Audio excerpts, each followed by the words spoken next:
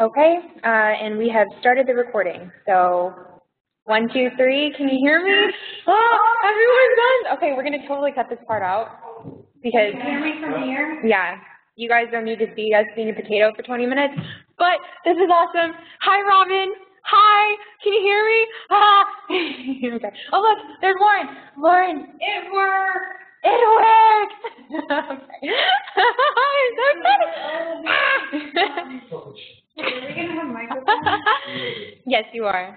Okay, so. Whoa, these are legit. I'm gonna get into poll everywhere. Robin, let me know if you can still hear me because I'm getting into poll everywhere. Okay. So this is what the screen's going to look like. So. Wait, no, you can't read my phone. That's cheating. What? You put on the thing. What, like, I'm cheating. Yeah, wait. If we didn't want to cheat, you wouldn't have any idea what it's in the first place. We wouldn't have to practice. Yeah, to be fair, if you want to keep it secret, you write it on a list. Oh, I don't mean Wait,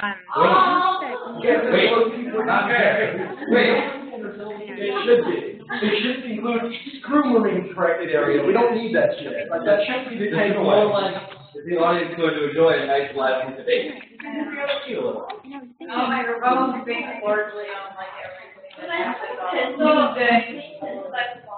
Yeah, I should already clean pencil? Yeah. The pencil's clean. We need clean pencil. My words are still right now. A clean pencil? What do you think is on my pencil? Dirty. What? This works? What are you going to do with it? I'm just afraid the audio is. I don't chew my pencil. It's yours.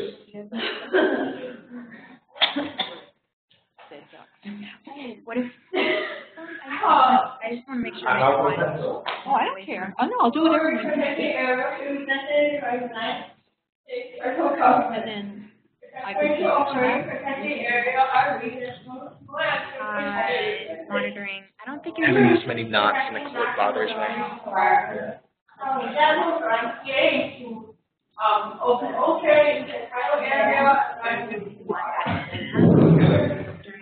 Oh, that's why I want a clean pencil. It's really distracting. Yeah, I'm sitting here.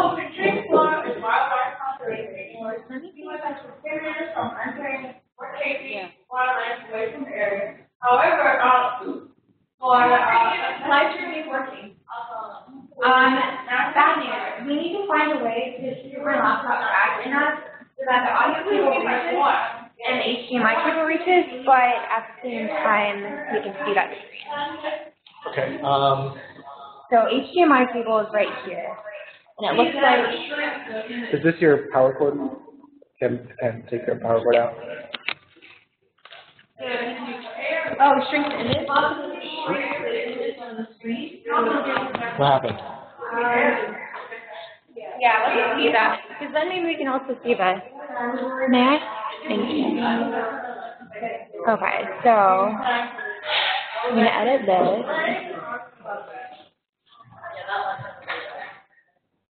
It's impossible to.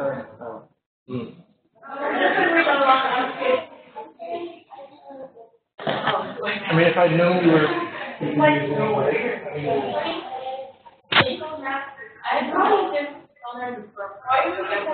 Oh, that's much better. Okay, can we see it on? Does it look better on the?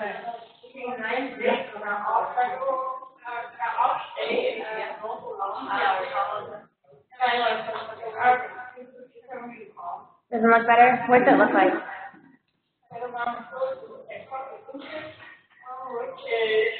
I'm just seeing a big number. That's better. That's better. But you'll have to explain what these big numbers are because it doesn't make any sense. They come to a debate and they're seeing two great big numbers. It's not clear what those numbers are. Okay, I have an idea. How about, because there are 3 rounds there's 3 sections where we can insert this into the debate. Once at the beginning to have everyone vote in, once during the middle after they've heard all of the, so I can show it again, and then once at the end. Yeah. Hey, debaters, public service announcement / question. Because the numbers are distracting for the live streaming, because you're only seeing one of the bars at the bottom, how comfortable are you guys with this poll everywhere just being for the audience, and we show it once at the beginning, once in the middle, once at the end? That's right, we're not going to see it. Middle will be between constructive and rebel. Yes. Are you guys okay with that? Okay, cool. Okay, so in which case,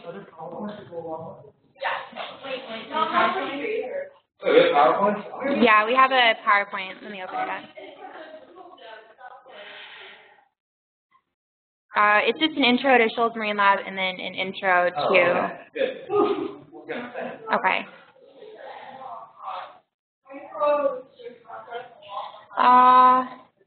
Oh, we have another viewer. We do? Oh, I'm so sorry that you're seeing this when it is in the works, but I promise it's going to get sorted out. I'm just working on my laptop, so that's why you can see me in the camera. Okay. There's another viewer on. Okay, so. Yeah, all administrators here. All right, so listen, the way the format works is that you won't be able to see your opposition when you're up there. So in case they have a question as part of the debate structure, I'm going to be up in the front row here. I'm going to raise my hand for them. So if you see me raise my hand, you turn to your opposition, and they will stand up, ask their question, sit back down, and respond. It's funny because the audience is going to think you're being ignored every time.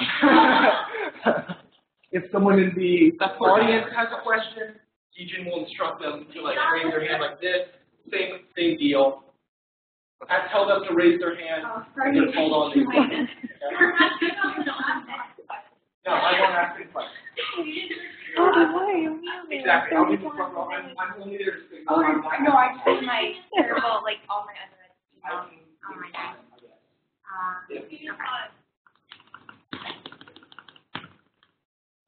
Hey Robin, what's the email with? Yeah. Oh, I just found it.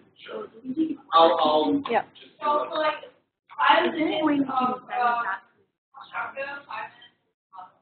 The Cornell? Did we ever send out the, yes. it didn't occur to me that maybe. I was never clear about whether we had sent it out or not, and then I thought about it, and then I forgot about it. So probably not. Okay. In which case, it's not too late to set it out. Great. All right. Here we go. You want to? I'll do the time to announce what's going on. There you go. So That is doing time and talking as ask questions. You're doing both. I'll goes. be in the back here. If I raise a hand, that means your opponent has a question. I will also give signals on my left hand, 5, 4, 3, 2, 1.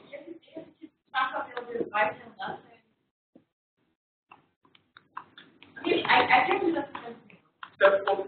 Yeah, where are you going? Don't make them. So if I'm going to do this, you're going to me in the back, so the audience can't necessarily see me. And you're going to also want them dividing their attention.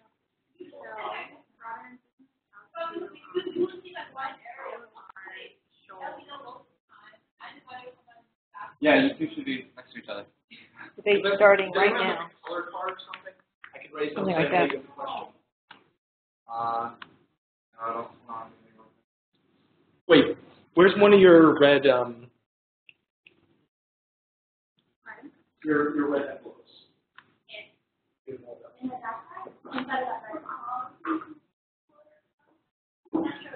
Here. I will raise up. If your opponent has a question, I will raise up this. The big red big. I want You want it.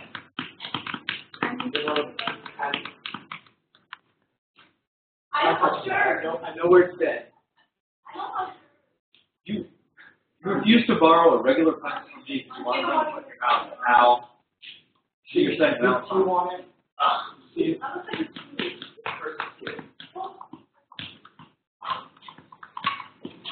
Thank you. Let me see your pen.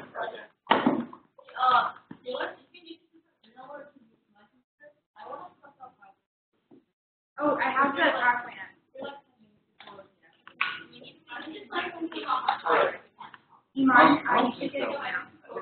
Debaters, I will give you 5, 4, 3, 2, 1, and then signal and do this. You see a big red Q. That means one of your opponents has the question. Okay? So you're gonna stop. I like that better. Having to memorize the transition. I'll be in the back.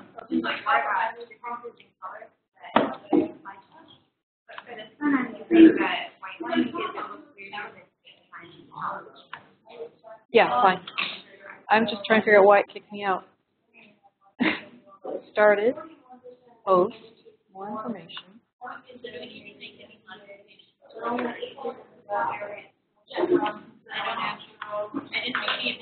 Meeting password. No, I think it's still, I'm actually very good about right now. So I'd like to practice myself. But, I don't know, I think our first, I think I'm set for like, what to say. What the heck?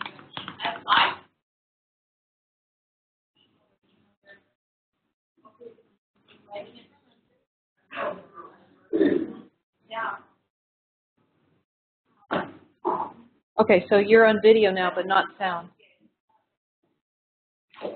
I turned off. Yeah. Okay, so what do you want? What did you decide you wanted to do? Where do you want me to be, and what do you want me to be doing? You want me to be out in the hall monitoring what people are doing? I'm just thinking about it so that we don't have to do that. I can ask someone in. But I don't mind, Taylor. I don't mind. I don't have to be here. I really don't. I mean, I don't care if I'm here or out in the room. I'd actually probably be less nervous if I was monitoring listening to what people are hearing. Okay, sure. And then if anything comes on, I'll just come running in. Yeah, I was going to say, I don't know. Or I can chat with you. I can chat with you. On my. No, on this. It's tricky because I'm not. Are you like holding notes? Oh, right. All right, I'll chat with you on the phone then. Okay. Like, I don't know if my phone is on a low battery, so it should last for Fair. debate. Yeah, I'll just run in. There's a problem. Okay.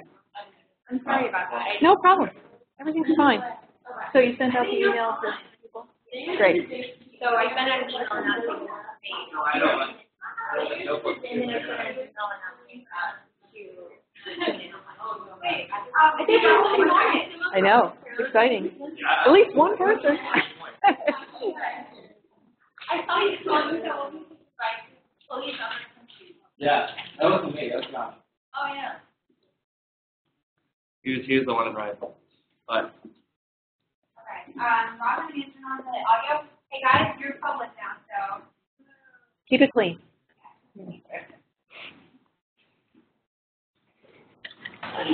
Okay, connecting to audio.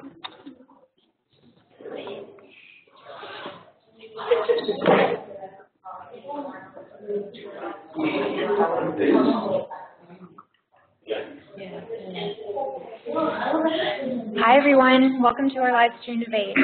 Please stay tuned, we're going to start in a few minutes, but for now we're just going to have this light up. So I promise the actual debating is going to happen in T-minus around 10 minutes. I'm Taylor, by the way.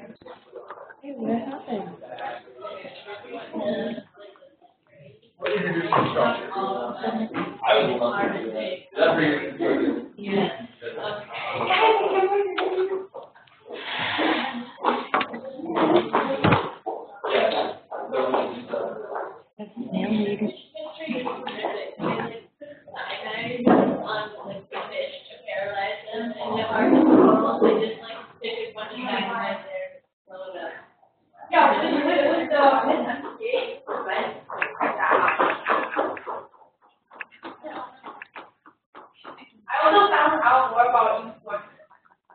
We actually don't need to do like script MPA. Like we should have more oral readers, which would involve research. Are you talking about the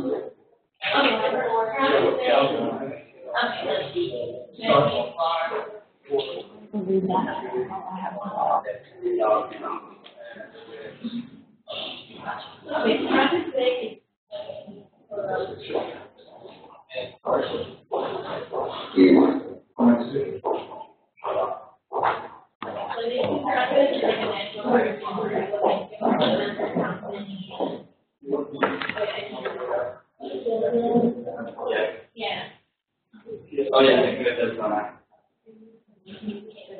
That's actually good. No worries.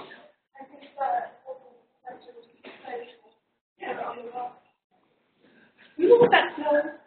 Maybe it's because I already have Okay.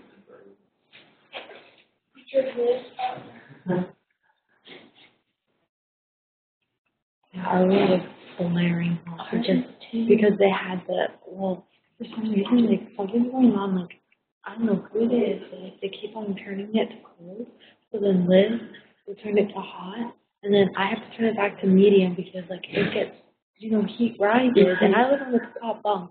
I'm sitting there in shorts and tank top, and I'm still, like, sweating to death. Yeah, no, we have to turn it all the way up to, like, hot when we go to bed. I'm like, you need to turn it down because I sweat. And, like, what are you doing? Can we, like, you live in New England. I was in Pennsylvania.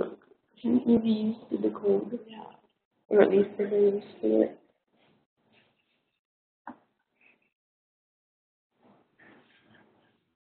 You do. Are we muted? Yes, we're muted.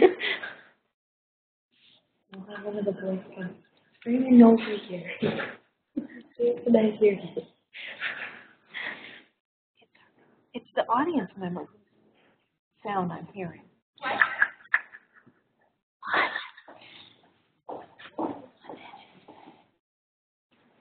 Hello? Oh, I'm out in the lounge with Lindsay. We're going to watch a marine biology debate online.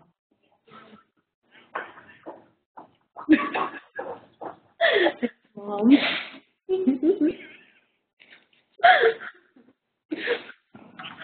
Nothing. There's this lady called Snail Lady.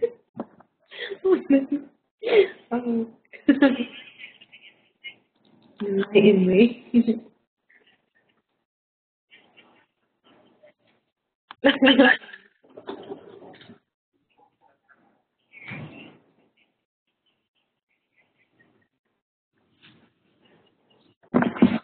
Talk to who?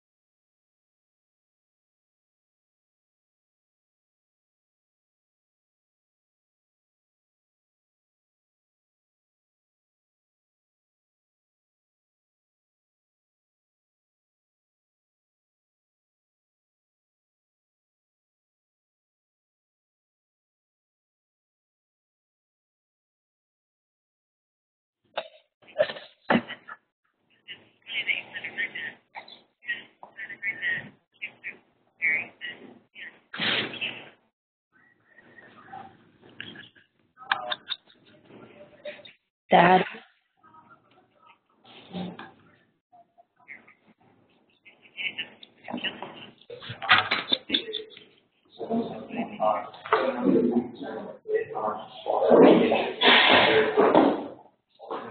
I'm glad you only post up all the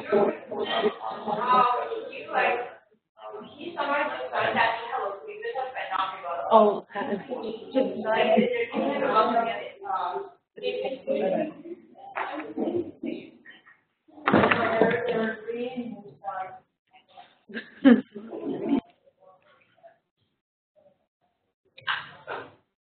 Yeah.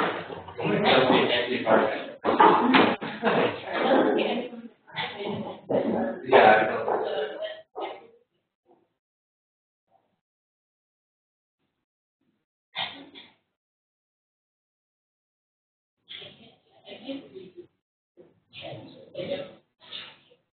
So.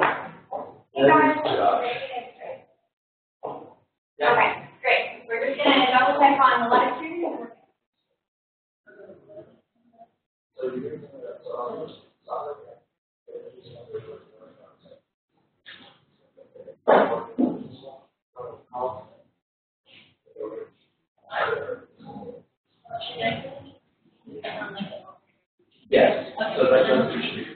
is something very okay. So these are all things so this is what he was talking about.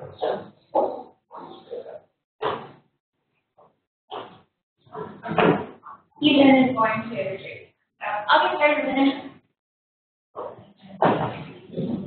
Okay. Hi, everyone. Thank you so much for joining us today for this debate. It's really exciting to be able to share this with you, because I have a feeling that a lot of you are also very passionate about marine biology. So, with that, I'm excited to introduce our debate topic for today. It is that more marine protected areas should be designated by the United States federal government. Let's go from there. But first, I'd like to introduce to you the two organizations that are co-hosting this event, Shoals Marine Lab and Debate in the Sciences of Health. So with that, I'll launch into Shoals. So hi everyone, nice to meet you. I am Taylor Heaton and I am the student assistant for Shoals Marine Lab.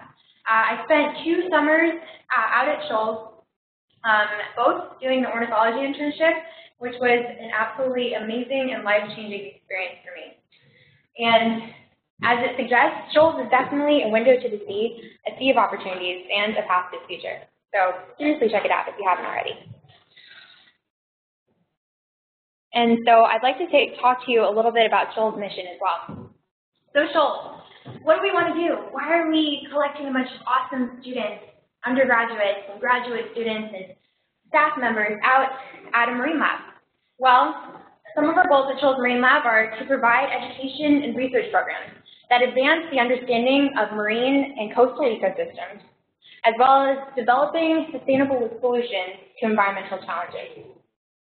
So Shoals is doing some pretty awesome things, some pretty awesome ideas.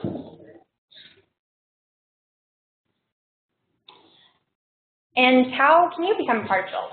Well, as undergraduate students or as grad students, you can take summer courses, or you can do research internships, which was a little bit of what I was doing as well. So with our summer courses, we focus a lot on hands-on learning. We have diverse courses with diverse teaching staff as well, which is awesome. And there is financial aid available, in case you were wondering. For research internships, I can't really tell you much about the sustainable engineering internship because I'm not an engineer, but I can tell you that it's awesome from what I've heard. I can tell you a lot about the biological field research internship. For me, I was working with birds, and it completely incited a lot of passion for field research and field biology, and now I'm doing a lot of awesome things back here on campus too. Like I'm working with my data right now, along with my advisor, and right now we're drafting up a manuscript that we're going to submit for publication. So really super excited about that, and I encourage you guys all to check out the courses and internship opportunities at Shoals. And so with this, Hee-Jin Jeon, who is the head of the Debate in Sciences and Health, is actually otherwise occupied right now. She's getting some details fixed out with a staff member that is downstairs currently coming up to her room, but I will launch into a little bit of background about marine protected areas. Oh, actually, never mind, Hee-Jin is here, so I'm going to invite Hee-Jin up here to talk about why Debate in Sciences and Health. Hi, you may wonder why we are having a debate on marine protected areas or anything related to science in general. Well, there's an increasing need for effective science communication, as you understand. You want to try to integrate science into deeper levels of society so that we can have a meaningful impact of science within society. Well, that's the official reason why we started this club, and also my personal reason is that I really like debating about science. I feel like you get more out of your science classes and coursework through like really debating about the things that you learn and how much impact that it has in your true life. Our organization started out last year and it's growing, and our advisor is Dr. Sarvari. I don't think he's here today. I feel like he's lost, but hopefully he'll get here soon.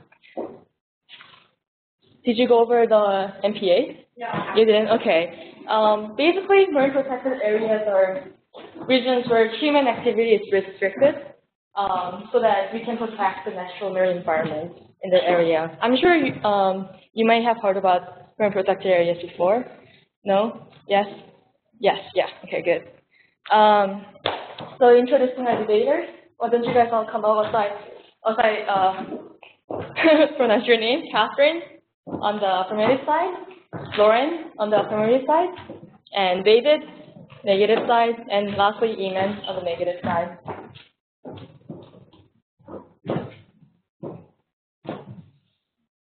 Do you guys want to give you a short introduction of yourself, what major, year, starting with Catherine? Sure. Hi everyone, my name is Catherine and I'm a junior studying physical science in context and ecology. My passion is in scientific communication and ever since I joined this club, I think my speaking skill has increased a lot and I became more confident in public speaking. Hi everyone, I'm Lauren. I'm a senior majoring in bio in Cal, and I've been a member of this club for 2 semesters now, and I've participated in a lot of events, and I've had a lot of fun doing them. Hi everyone, I'm Dave. I'm a junior in Cal studying bio with a concentration in systematics. I went to Shoals this summer and had a great time, and that's what prompted Taylor to call me saying we need some help with this debate because it's marine biology is an area of interest to me. I'm Iman, I'm a freshman, I'm studying bio in Cal, and I am getting a concentration in marine biology, and I also went to Shoals last summer, and I was hanging out with Taylor when she told me about this cool debate, and I wanted to join because MPAs are very interesting to talk about. As you can see, this is a debate between debating sciences and health and Shoals marine people, so it's going to be really exciting. Oh yeah, so Pulitzer, do you want to go over there? Okay, yeah. So Eden and I are also excited to introduce you guys the concept of pull everywhere. So you guys have probably sure seen it in your courses before, but now you can participate here too. Because since the debate is British Parliament style, which you'll hear a little bit more about from Eden later, we really want you guys to participate. So with that, I'm going to put up the poll everywhere, and you guys are going to vote in either with your smartphones or with your just sending a text, and just vote on what your stance is with marine protected areas. And then we're going to pull this back up once in the middle of the debate, once more at the end, so we can kind of see how things are changing. So we'll take maybe a minute or two to have you guys vote. Yeah. Yeah, getting excited. Thank you guys all for showing up, by the way. It's like very mystery night, yeah. Yeah. Oh, you made it! Wow! Guys. So we're doing a poll everywhere right now, so that we can show it once the beginning, middle, and end. So please feel free to chime in and you guys can vote too. You guys need to borrow my phone? I can borrow my phone. I love my phone. Speak for yourself. I think what's that good for?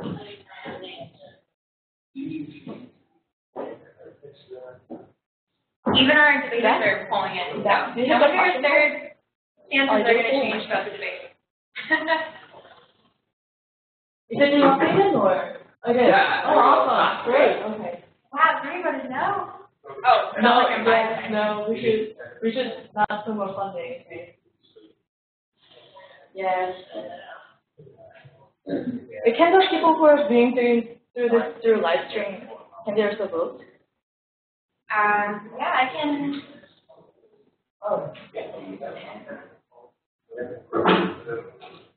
I'll put it down.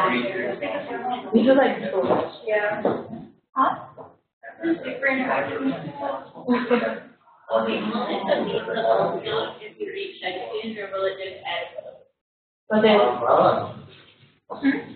Will it like erase the old vote if you read the list, or will it just add another vote? I think that it recognizes your name. Yeah, that's what I figured. So you can't like vote twice. Great vote. Yeah.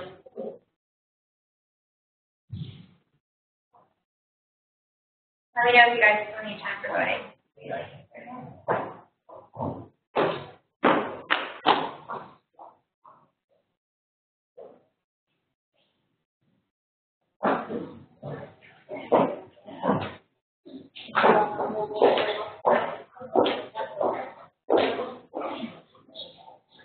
oh, yeah, no,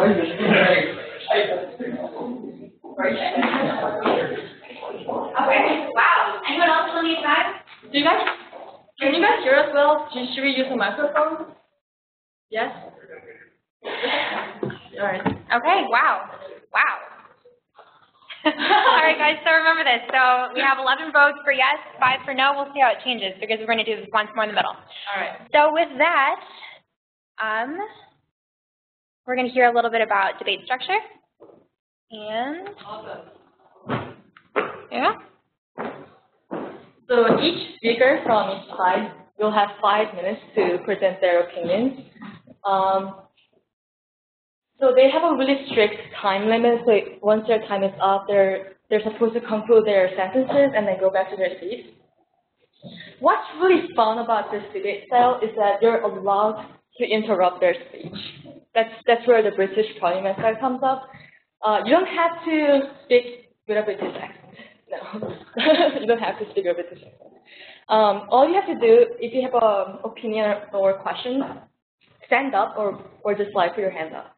So let's have a scenario right here. I'm a debater and Taylor right here is an audience member. Teddy bears are really cute because they have big eyes and they have browny fuzzy fur, and then Taylor just like, raise your hand. Excuse me, I beg to differ. I think the line. Wait, you're not allowed to speak if I'm supposed to give Taylor verbal agreement, so that you're not allowed to speak until I give you verbal agreement. Taylor, sorry, can you do that again? Okay, yes. I would beg to differ that grizzly bears also have giant eyes and big fuzzy ears, but would you also say that those are cute or dangerous? Grizzly bears are dangerous, yes. But being dangerous and being cute are 2 different things. Thank you for clarifying that for me, Jen. So feel free to ask questions throughout their speech. The opponents will be asking some curious questions. They're supposed to accept at least 1 question per speech, but if they don't accept your questions, it's probably because they're running out of their own speech time because they want to make their arguments, right? So if they decline you by doing the whole like nonverbal cues, then just please don't feel bad about this. What else?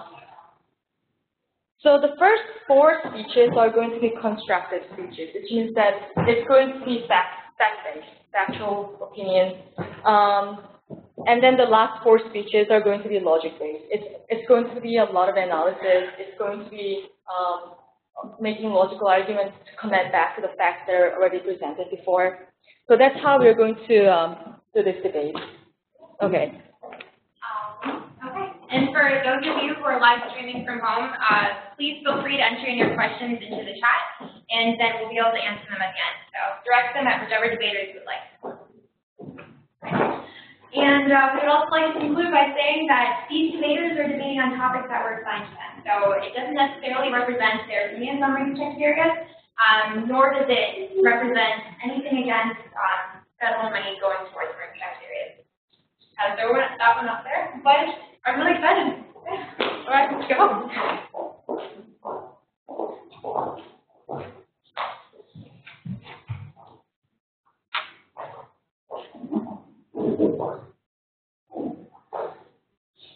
Hi everyone, my name is Catherine. Oh, huh? Stand on the recording there. Yep. Oh, okay. Hi everyone, my name is Catherine, and today I will be arguing for the affirmative side. We believe that more marine protected areas, also called MPA, should be designated by the U.S. federal government. And first, before we start, we'd like to give you some examples of what MPAs look like. So some examples include marine area, intertidal area, and mangrove forest. And there's a whole range of restrictions on MPA. It is not just simply very restrictive. It varies from wildlife conservation, such as no take of the wildlife, no human access to national parks, and all the way to sustainable use of natural resources and sustainable fishing practices. So what do we mean by more MPA? We feel like there should be more effective areas designated as MPA by the U.S. federal government. And we disagree that the amount of MPA should be reduced. And So our first argument is why should we support more MPA protection under the U.S. federal government? Why not the state government or the local government? Well, this is because federal government has authority over individual citizens, corporations, and the state. So, for example, when a local or state law disagrees with the federal law, the supremacy clause will apply, and then this basically means that the federal government wins every time. And the federal government's role is to protect public interest, and one of the important public interests is environmental preservation. This is important for the public because by preserving the environment, we ensure that we have accountability to our future generations, and we will have secure food resources. Yes? How do we know that the federal government will make the right decision when it comes to overriding state or local governments? Okay, thank you for pointing that out. This is because federal government it has a role to protect the national interest because they are designed to protect the United States. For example, a lot of people are voted into office, so they have to maintain the voting amount, and that's why they have accountability to the public.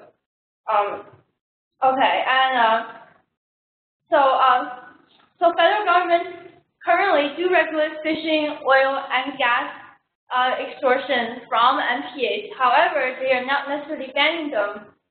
Less than 1% of U.S. water prohibit all types of extractive activities, and as of 2014, only 2% of the world's ocean are classified as MPA. One may argue that by the preservation of MPA may come in conflict with economic interests. However, this is not true because first, the vast majority of the ocean is allowed for commercial activities, and second, MPA actually generate profit over long term because there is preservation for the fishing stock, and tourism is extremely profitable, and it stimulates the local economy.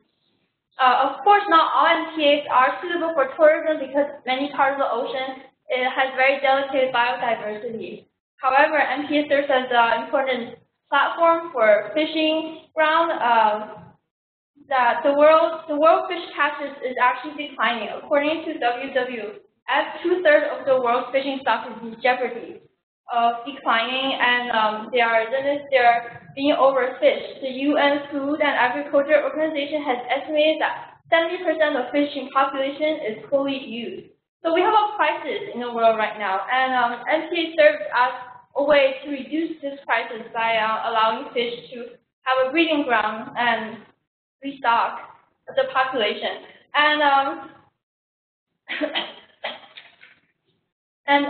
we just want to also emphasize coral reef fish. Currently, only 0.01% of the world's coral reef is effectively protected under MPA. And by increasing the amount of MPA, especially for coral reefs, it serves as an important breeding ground for tropical fish and for food resources. Currently, 30% of the world's coral reef is already damaged, and approximately 60% of the reef will be lost by 2030 if actions are not taken to recover and protect them. That's why it is very important to expand the amount of MPA available and to enforce this law. Thank you very much.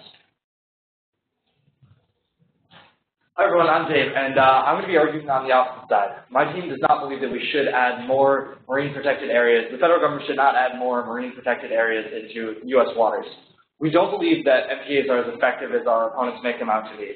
They simply have not produced the tangible conservation benefits that they have described. For example, there's a marine protected area in Peru, the Paracas Bay Marine Area, and it's been a marine protected area for many, many years and has recently become a dead zone. What this shows is that these marine protected areas aren't as protected as our opponents claim they are. So when you have a marine protected area, it's essentially an imaginary line drawn in the water. Pollutants and other chemicals don't have a way of knowing where these lines will be drawn. Yes? How does Peruvian and American policies on marine protected areas differ, and how might this impact the effects? That's a good question. Well, I'm not sure how they differ in terms of enforcement of the marine protected areas, but when it comes to pollution, it doesn't really matter how well you protect a single area if there's dumping allowed in other places. The pollutants can simply spread very easily through the water. Somebody have a question over here? Yes. Yes. So, how do you know that the dead zone is caused by MPA? Well, it's not caused by the MPA, but what I'm saying is that the MPA isn't as effective at preventing ocean dead zones as you've made them out to be. How do we know that the MPA came first before there was a dead zone? Because it's been an MPA for many, many years. It was actually, it's a very old MPA apparently. All right, thank you. So, I want to talk about how they don't provide tangible conservation benefits. So, like I said, these don't have any sort of physical barriers, and there's no way of protecting these fish from fishermen if you don't have a good way of enforcing them. Enforcement is very, very difficult for these areas, and that ties into how much these sort of areas will actually cost. Cost is a huge factor in these. According to the proceedings of the National Academy of Sciences, MPAs worldwide will cost between $2 and $19 billion to run. That's an enormous amount of money for benefits that we don't feel are worth it, especially when we can use this money for other things. So when it comes to enforcement specifically, the Florida Marine National Sanctuary has a $6.6 million budget, and $2.3 million of that is used for enforcing its borders.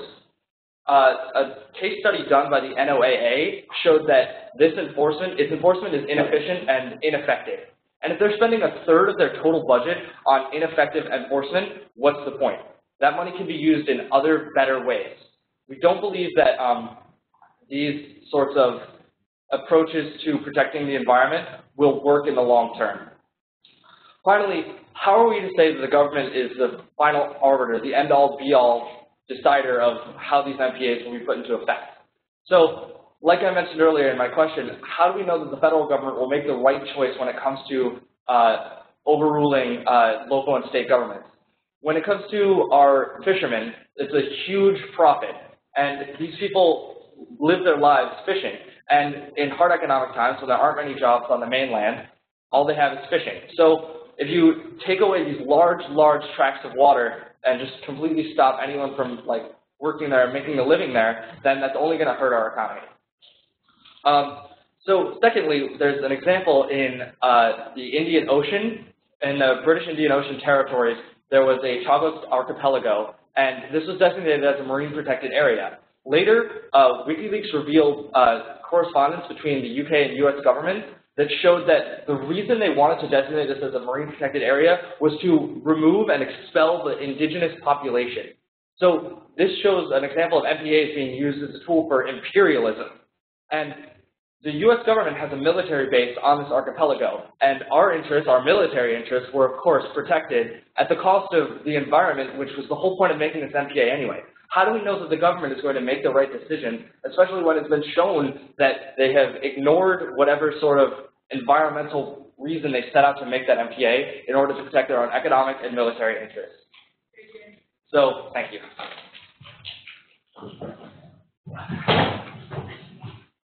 Hi, I'm Lauren, and I will be expanding on my partner's arguments in light of some of the claims that my opponent has made.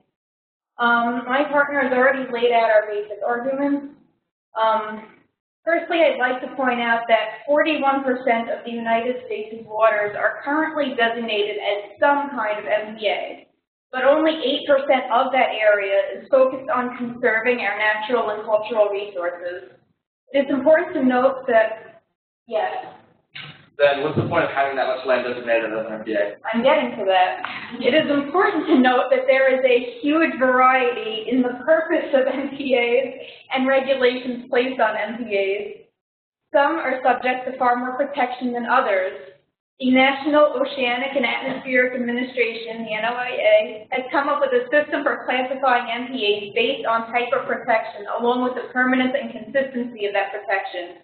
92% of MPAs are classified as uniform multiple use. This designation means that a variety of human activities are allowed, including extraction of fish and natural resources. There may be some restrictions on specific natural resources, so that is the purpose of those areas.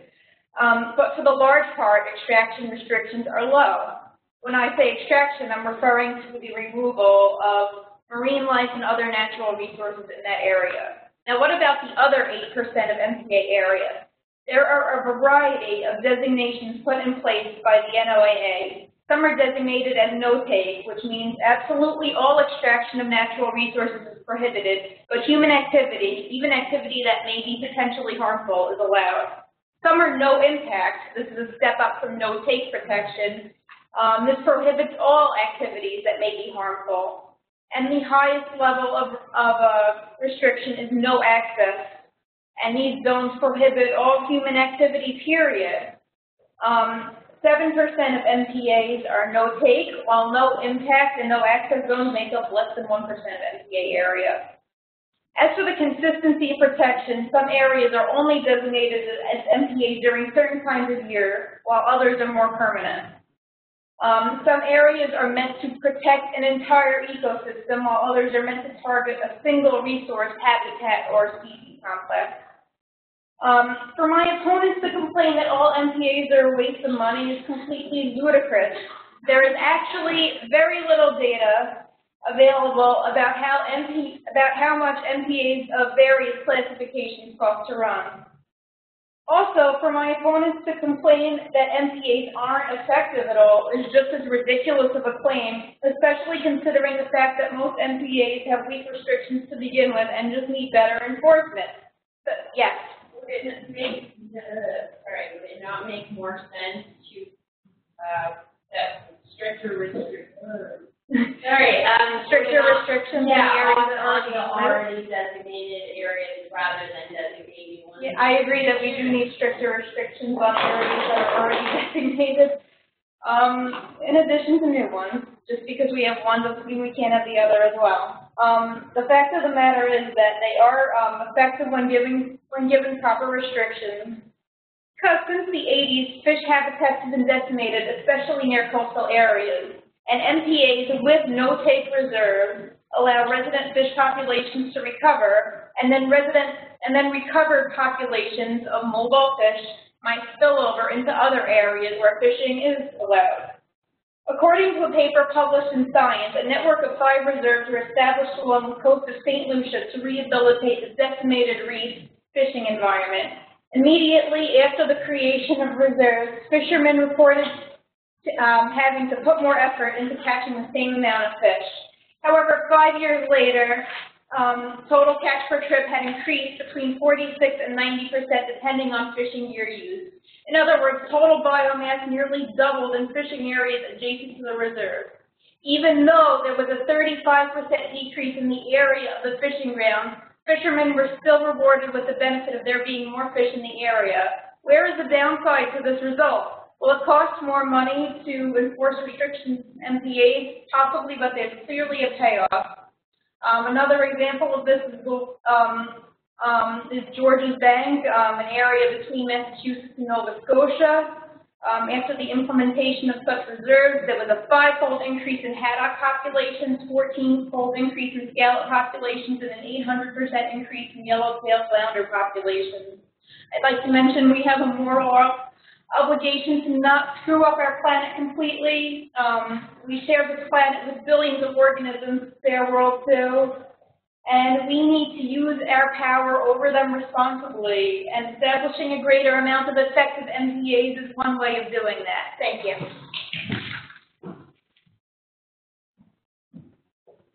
Hi, I'm Iman. I'm going to expand upon the points made by my partners. So just to expand on some of the alternative solutions we propose, first of all, we want to impose stricter fishing regulations. Now, these regulations would not only affect the tiny area, it would affect all of the shores. So those would actually, we think, would have more of an effect because it would not only reduce fishing in a small area, it would expand to larger areas. Also, we need to find better fishing solutions. We need to research into different fishing methods that reduce bycatch. Because right now, the current fishing methods we have not only catch fish that we want, such as tuna and salmon, we are catching a lot of other things like dolphins, turtles. We need to find ways to reduce this. Also, we propose greener energy, such as solar power and wind power, because carbon emissions are currently leading to ocean acidification, which is threatening coral reefs, a problem which would not be solved simply by putting down an MPA. Also, we need to reduce runoff from farms, especially in sort of the Midwest area where corn production is large because this runoff is currently actually leading to one of the major dead zones in the Gulf of Mexico. So this is another threat that needs to be resolved if we want to have a major impact on the ocean. Another good solution is a good model for sustainable fish farming is the small fish farm off of the southern Spain. It's called Veta La Palma. This is a very good ecological model. It is a reformed marsh, which is now using as a fish farm and bird sanctuary. It approximately houses about 200 different species of birds and is also very effective.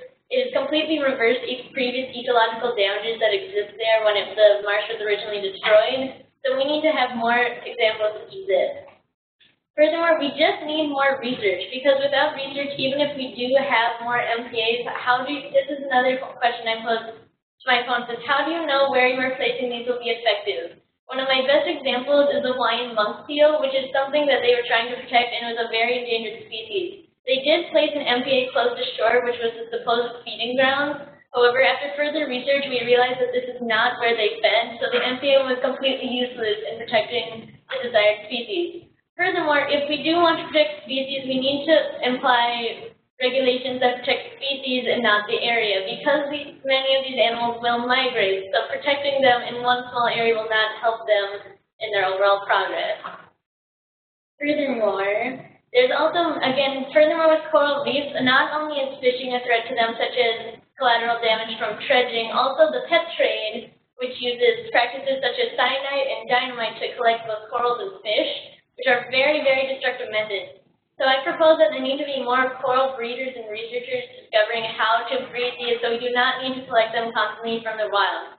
For instance, I would suggest for supporting this one program called DIBS, which is a program specifically designed to help figure out how to breed in captivity many different species of invertebrates. However, currently this program solely operates on the money of the personal income of its participants. However, with funding, I do believe they would be able to discover many, many different ways to captively reproduce different organisms. They've already successfully reproduced shrimp, corals, snails, many other species that are under threat, so I do believe programs like this could use more funding, which would help protect more resources. And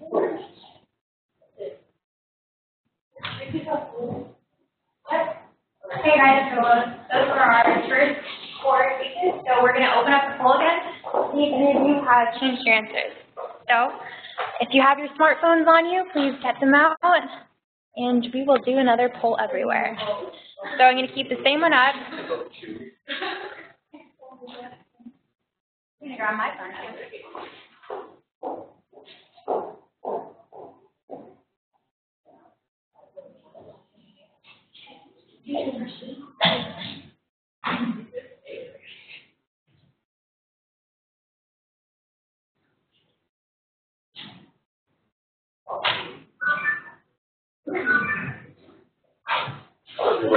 Oh, it says we can't vote anymore.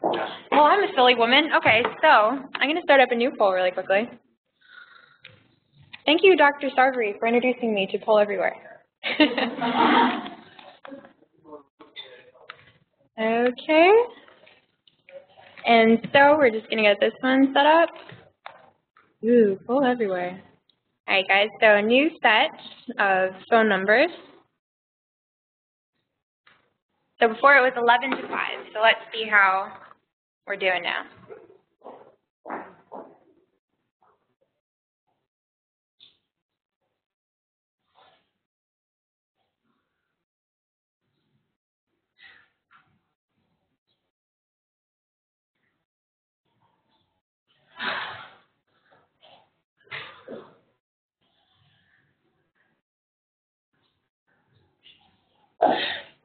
yeah! Where's Trevor at? I have the table concern. We're going to big gun stuff. All right, guys, we're going to give maybe another minute for voting, and then we're going to close the poll.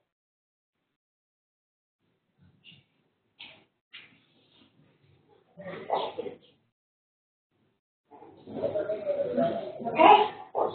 Well, thank you, debater. Maybe you want to hide your eyes from that just so that, you know. Okay.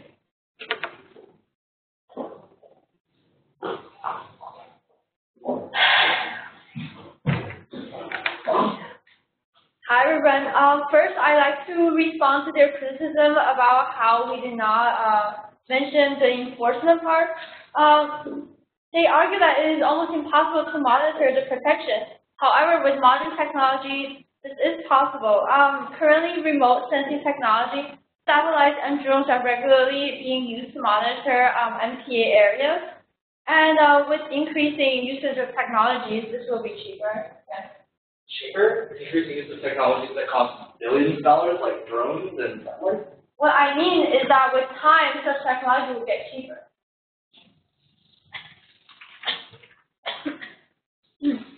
Okay, and also in response to their claim of the Peru dead zone, we don't know.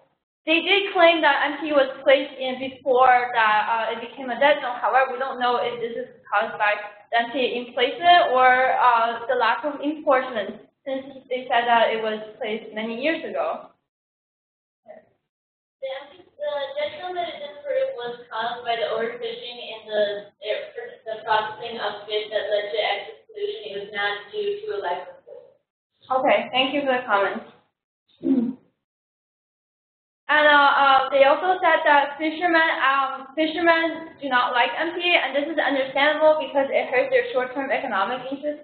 However, over long term, this actually benefits the fishing industry because MTA could serve as areas for fishing breeding ground and therefore conservation of fishing stocks. And also they mentioned that MTA serve as a tool for imperialism. Such claim is very far-stretched because this could be just an exception. It is not the norm. Most of the MTA in place are not in place with the intention to control the local population or expand colonialism. So that argument is very questionable. And as for their alternative enforcement and solutions they have proposed, we do agree that there should be better fishing enforcement and research should be looked into better fishing methods. And also we agree that green technology should be used to reduce ocean acidification. However, all of which takes time and money, which is very important because right now they argue that MTA takes a lot of money. However, research takes even more money and more time. And also, we don't know, also like in terms of global warming reduction, this is an international effort. It is not just a U.S. domestic effort that could solve the problem. And so it is very difficult politically to enforce green technology onto other countries. And also, furthermore, this asks us the question of how does the United States have the power to make sure other countries follow the energy guidelines. And they mentioned that coral reef breeder could potentially reduce coral harvest, and this may be true. But however, if there's no protected area such as MTAs, how would a wild coral reef grow? How could we protect species without giving them habitat to live? So overall, we agree with many of their alternative solutions that they have proposed. However, our old argument was that there should be more effective and larger amount of MTAs, which we still hold. Yes. You mentioned that species can't survive unless they get their habitats grow. But you also cited before that only 2% of the ocean is protected by marine protected areas.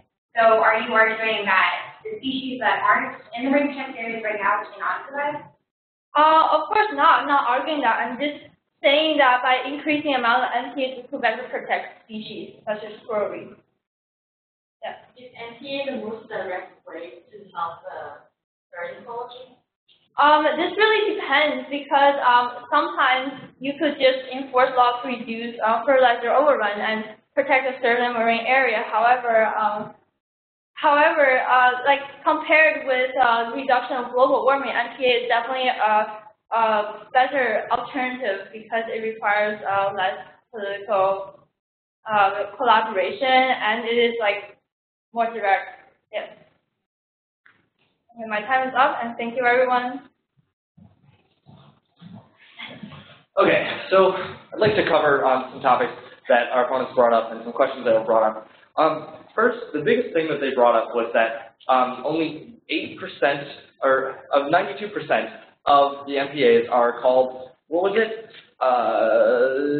It's called uniform multiple use. What I hear when I hear this is that 92% of MPAs are entirely pointless. What are the regulations that are on these specific areas, and what's the point of having them? What's the point of spending money to enforce areas that don't really have any enforcement on them? Secondly, they talked about climate change in general, and it's true. Solving climate change is going to be a decades-long, generations-long, lots of money way to solve problems. But we argue that MPAs are a band-aid solution. When it comes to actually solving the problems of endangered species and overfishing, we need to solve the causes of these problems, not the symptoms. We need to treat the source of these problems, which is climate change, which is pollution, which is finding some sort of alternative food sources that we can use that won't be so overfished. How is the source of overfishing climate change? Well, you have fewer species, and as the species level decline, like overfishing only hurts that, right? So if you're losing fish to climate change, and you're continuing to fish the same amount, you're going to overfish. It sounds like two causes for the same problem, though. But what I'm arguing is that MPAs won't solve that problem, because you don't have good enforcement on them. So that's the problem. Yeah. So, are you saying that we should focus on solving the global warming crisis right now rather than, and that we should remove MPAs? Not that we should, interesting question. Removing MPAs, that's an entirely different question. But what we do argue is not to add any more. I'm saying that we already are spending a lot of money on stuff that we don't feel is worth it. So maybe add better enforcement to the MPAs that we have now, but don't add any more. It's only going to be a waste of money. Yep. So not EPA, how do you expect to recover? So what we'd like to focus on is instead of protecting an area, protect the species that are endangered. So you have a species that's in danger, you can put fishing regulations and we can protect the species specifically rather than an area that they may or may not be in. Yeah? You just said fishing regulations. How are you going to enforce fishing regulations? So fishing regulations will also be difficult to enforce, but the point is that MPAs cost a lot more money than any sort of enforcing fishing regulations. So when you find someone who has a fish, that's going to be a lot easier to find than somebody who just happens to be in some part of the water somewhere. I'd also like to talk about the government as the sole arbiter again is going to be a bad idea.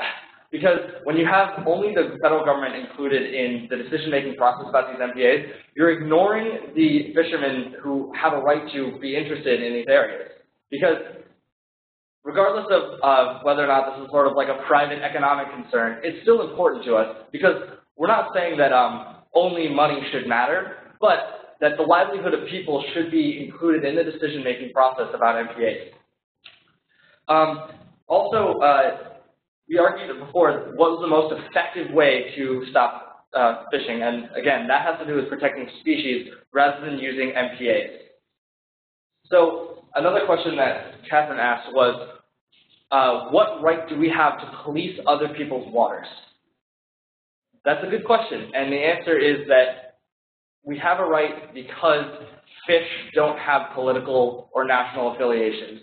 Fish that are in danger, when it comes to these fish that are in danger, we need to protect them, and we need to do it nationally and globally and not restricted to any single government solution.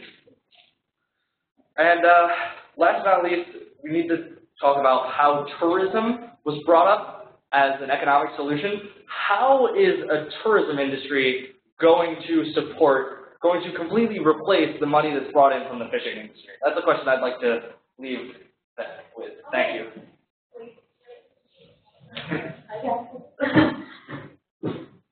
I'd like to first address my opponent's point about tourism that he left off with. I don't believe we said tourism is going to completely replace the amount of money expended on enforcing MPAs, but it will generate some income since, yes, tourists prefer, especially scuba divers, they greatly prefer diving in beautiful areas that aren't decimated by our activities that may have harmed those areas. My opponents brought up some other interesting points. They're talking about implementing fishing restrictions. First of all, I'd like to know, yes? I'm a little confused about the points you're making. Because before you were citing that we should definitely protect areas that are overfished. But now you're citing that areas that are important for tourism should also be targeted.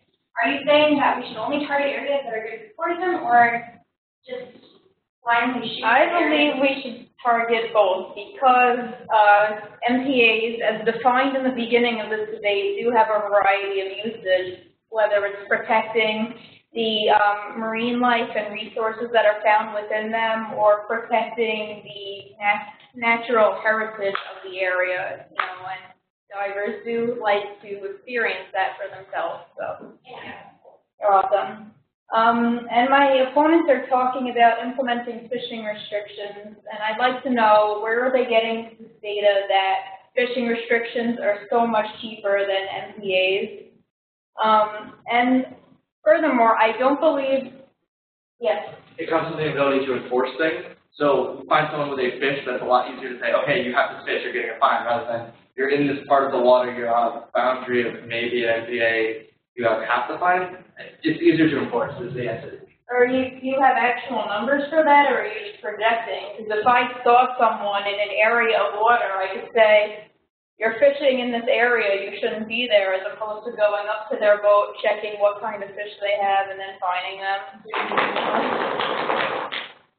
Also, I'd like to point out that, you know, if you just want to protect certain species, that's not always the best option, because if you go fishing into an area, the very physical nature of you being there and putting hooks into that area, putting nets into that area, and spinning the propeller on your boat is going to disturb the area, and it might disturb species that you don't intend to disturb.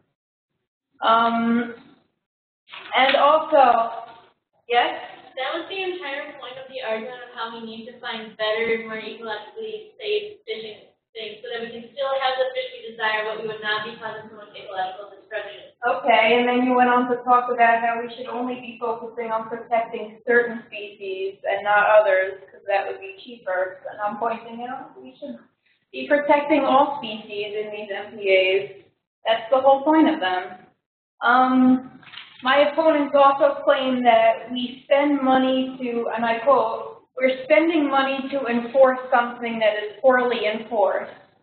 In these areas that have poor enforcement, there's obviously not that much money being spent. The more expensive ones are the ones that do have proper enforcement and do have positive benefits, as shown by the two examples I provided, one being the reserves in St. Lucia, increasing fishermen's yields in surrounding areas, and the second example being George's Bank. These were MPAs that had proper enforcement on them, and we experienced the benefits as a result. So I'd just like to conclude our argument on the affirmative side by saying that we are connected to the environment which we live in so many more ways than we realize, and it is our responsibility to preserve that environment for us and for our children to enjoy in the same way that we have. Despite all that havoc that we've wreaked on our ocean so far, the environment does have the ability to rebound if we let it, and we believe that establishing a greater amount of effective marine protected areas is a very practical method of accomplishing this goal. Thank you.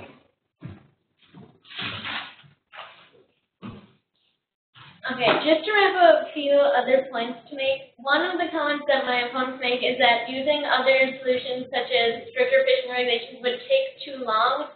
However, the example I already mentioned, which was Veta La Palma, this was able to rebound in a very short time and did not take decades.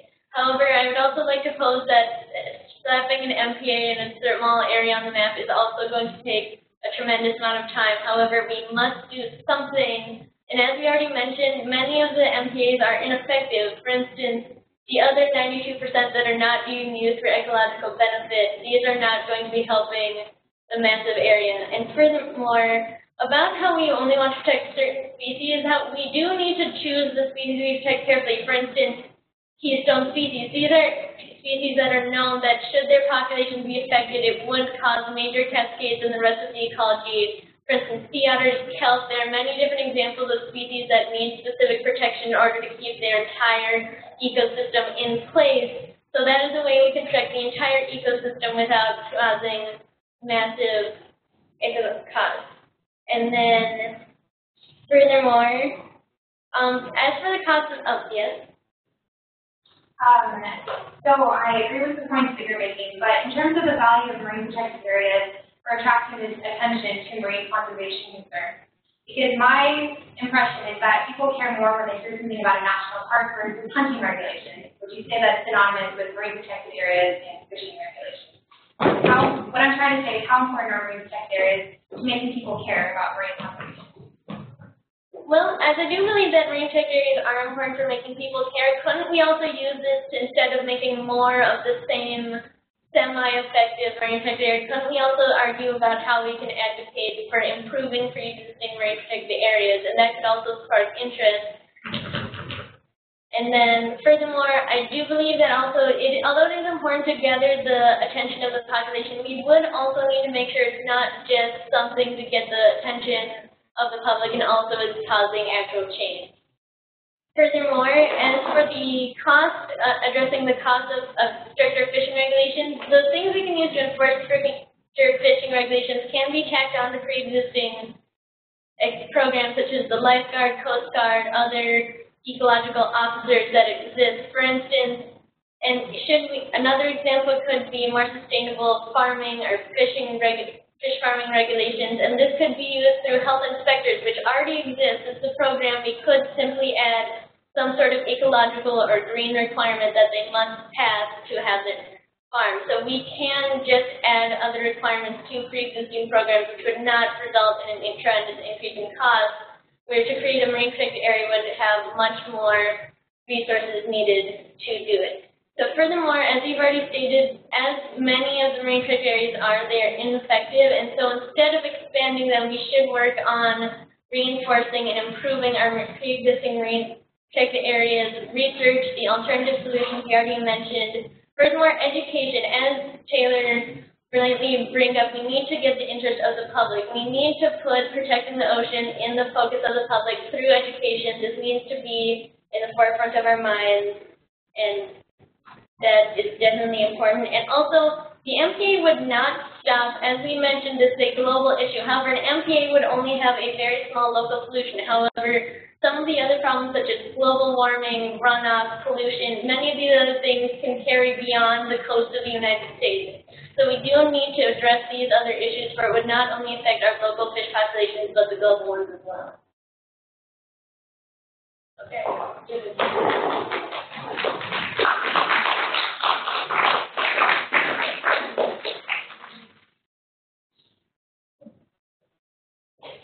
Well, let's give another round of applause for an amazing year.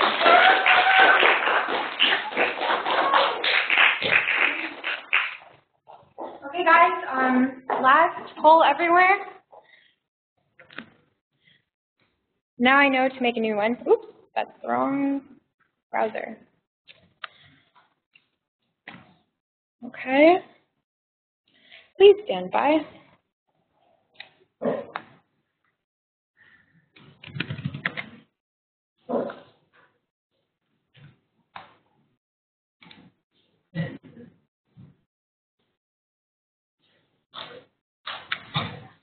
Okay, everyone.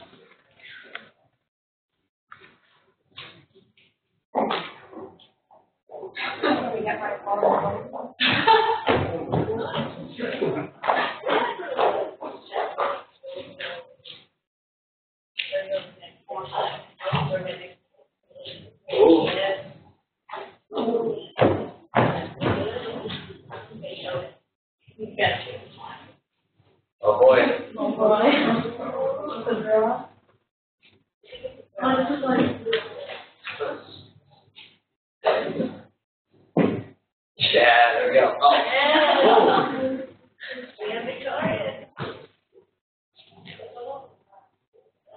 Oh, man.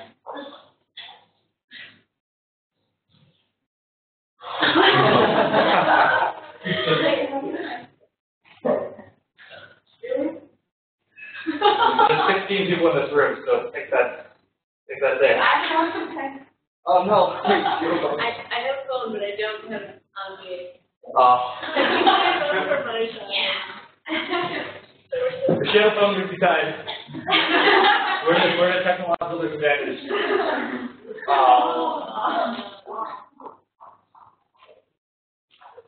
Well, everyone, let's give everyone a random applause. And we have this for you. So thank you guys so much for including your Yeah. It's amazing. You want it? We're very good.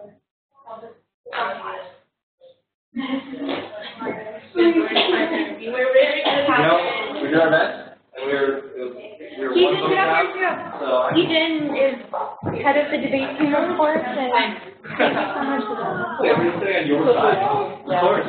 And thank you guys, audience, so much for participating. This is awesome. Does anyone have any further questions? Was there any chat questions? Yeah, do you guys have any? If you don't mind sharing, what are your actual yes or no? If I had to go my actual answer, I think that like MPAs are probably a good thing that should be used in tandem with other things too. So I would vote yes. I agree. I think the best solution would be upping the streams of many of those current areas that aren't being enforced. Yeah. Of course, we need to look at other solutions as well, like all the ones that they mentioned, but I think MPAs are a great thing to use in conjunction with those solutions. Yep. That's about what we're feeling. Yeah, that's consensus up here. Well, thank you all for coming. Hope you guys enjoyed the event as much as I did. We'll have different events like this in the future, and hope you guys can come to this event as well. Let us know if you have any further questions. Let us know if you want to join us.